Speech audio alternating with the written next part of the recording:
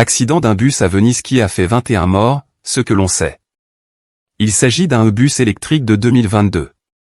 Selon ANSA, il transportait une quarantaine de touristes jusqu'à leur camping au moment du drame. Ce bus est sorti de sa voie de circulation sur un pont, et a détruit la barrière de sécurité, ainsi il est tombé d'une hauteur de plus de 10 mètres, avant de prendre feu. L'accident s'est produit le mardi 3 octobre 2023 peu après 19h30 local.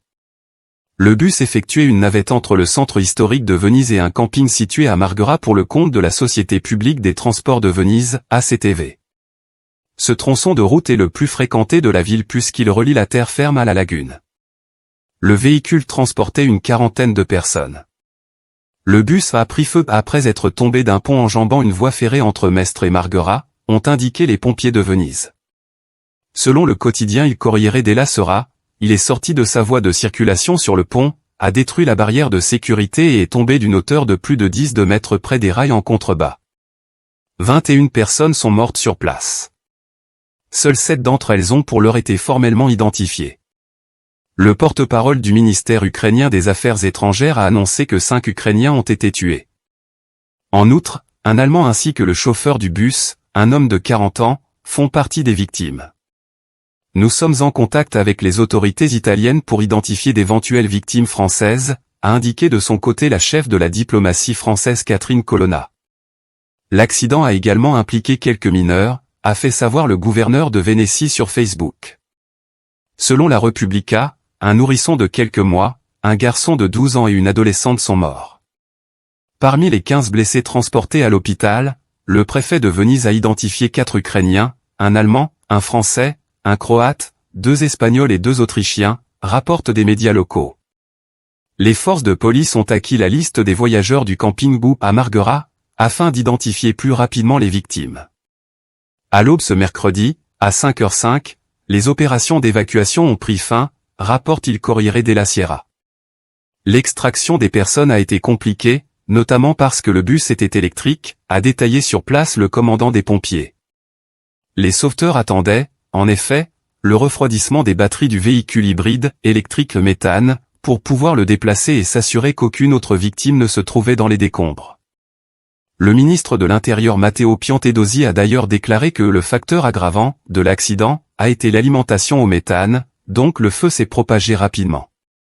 En 25 ans de service, je n'ai jamais rien vu de tel, affirme Andrea Bonuzzi, secouriste présente sur les lieux de l'accident. Les pompiers ont travaillé toute la nuit pour extraire les corps. Après des heures de travail ininterrompues, le véhicule a été soulevé par les équipes de pompiers à l'aide de 2 grues, puis placé sur un camion à plateforme pour être transporté vers un dépôt. Le parquet de Venise a ouvert une enquête pour éclaircir les circonstances du drame. Les images des caméras de sécurité qui donnaient sur le viaduc seront analysées dans les heures à venir, selon ANSA. Pour l'heure, nous ne sommes pas en mesure de faire une reconstitution précise des événements, a indiqué le procureur général de Venise, Bruno Cerchi, cité par le site de la chaîne Rai News 24. Il a annoncé que des examens médico-légaux seraient réalisés ce mercredi. Selon Il Corriere della Sera, sur la route au niveau de l'accident, il n'y a aucun signe sur le goudron qui indiquerait une tentative de freinage de la part du bus.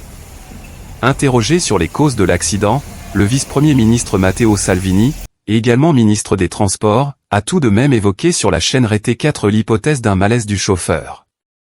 D'après les premiers relevés, il n'y a aucun signe de freinage, a corroboré le commandant de la police municipale de Venise, Marco Agostini, cité par l'agence ANSA.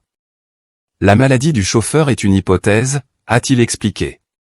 Le conducteur, un Italien de 40 ans, figure parmi les victimes de l'accident. Le directeur général de la compagnie de bus qui possédait le véhicule, la Linea, a assuré au Il Corriere della Sera qu'il s'agissait d'un bon chauffeur, qui avait rejoint l'entreprise depuis 5 ou 6 ans.